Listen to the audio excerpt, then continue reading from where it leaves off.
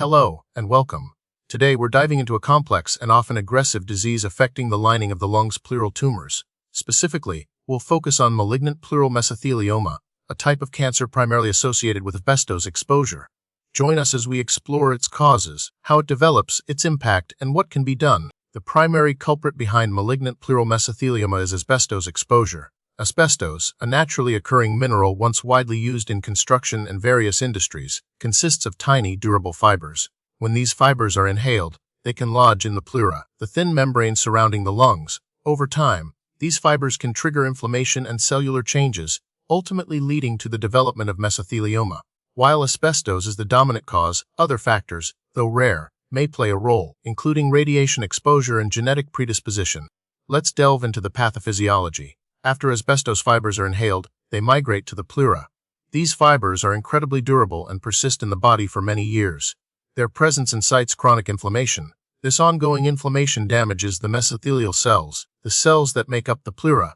Over time, this chronic inflammation and cellular damage can cause mutations in the DNA of these mesothelial cells.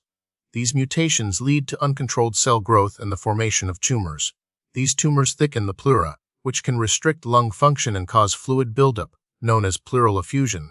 As the mesothelioma progresses, it can invade surrounding tissues, including the lungs, chest wall, and even the heart, leading to further complications. Epidemiologically, malignant pleural mesothelioma is relatively rare. However, it's a significant concern in populations with a history of asbestos exposure. This includes individuals who worked in industries such as construction, shipbuilding, insulation manufacturing, and mining. The latency period between asbestos exposure and the development of mesothelioma can be very long, often spanning 20 to 50 years. Men are diagnosed more frequently than women, likely due to historically higher rates of occupational asbestos exposure in men. While cases are declining in some developed countries due to stricter asbestos regulations, the disease remains a problem in regions where asbestos use is still prevalent. The signs and symptoms of malignant pleural mesothelioma can be subtle at first, often mimicking other respiratory conditions.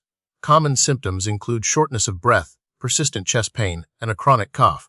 Patients may also experience fatigue, weight loss, and fever. As the disease progresses, fluid buildup in the chest cavity, known as pleural effusion, can further exacerbate breathing difficulties. In some cases, patients may develop hoarseness, difficulty swallowing, or swelling in the face and neck. It's important to note that these symptoms are not exclusive to mesothelioma and can be caused by other conditions, necessitating thorough diagnostic evaluation. Diagnosing malignant pleural mesothelioma can be challenging due to its rarity and the non-specific nature of its early symptoms. The diagnostic process typically begins with a thorough medical history and physical examination, with a particular focus on potential asbestos exposure. Imaging studies such as chest X-rays, CT scans, and MRI scans are crucial for identifying pleural thickening, fluid accumulation, and potential tumor masses. However, definitive diagnosis requires a biopsy. This involves taking a tissue sample from the pleura for microscopic examination by a pathologist. Several biopsy methods can be used, including thoracentesis of fluid aspiration, needle biopsy, or surgical biopsy. Immunohistochemical staining, a specialized technique, is used to differentiate mesothelioma cells from other types of cancer cells. Malignant pleural mesothelioma is classified based on several factors, including the cell type, stage, and resectability.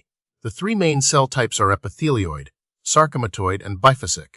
Epithelioid mesothelioma is the most common and generally associated with a better prognosis. Sarcomatoid mesothelioma is less common and more aggressive.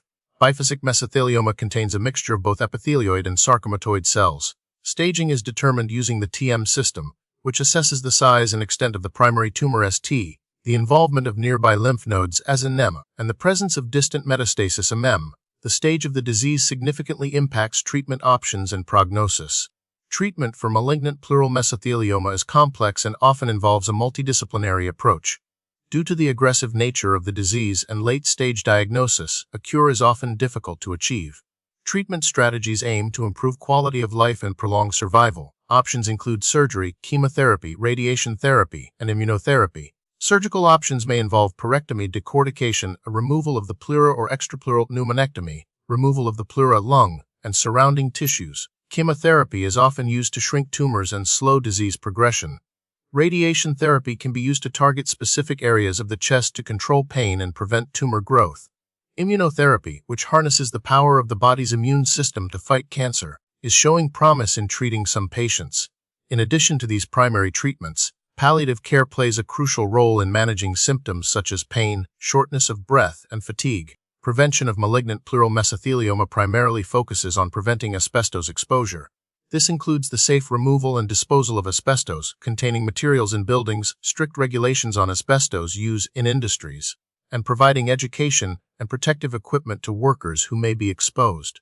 Public awareness campaigns are also important for informing people about the risks of asbestos and how to minimize their exposure. Early detection through regular medical checkups, especially for individuals with a history of asbestos exposure, can potentially improve treatment outcomes. Unfortunately, the prognosis for malignant pleural mesothelioma is generally poor, with a median survival of typically between 12 and 21 months. However, survival rates vary significantly depending on factors such as the cell type, stage of the disease, overall health of the patient, and response to treatment. Recent research is focused on developing new and more effective therapies, including targeted therapies that specifically target the molecular pathways involved in mesothelioma development. Immunotherapy is also showing promise as a potential treatment option. Researchers are also exploring novel diagnostic methods for earlier detection of the disease. Clinical trials are ongoing to evaluate the safety and efficacy of these new treatments. While significant challenges remain, ongoing research offers hope for improving the outcomes for patients with malignant pleural mesothelioma. Thank you for joining us in learning more about this challenging disease.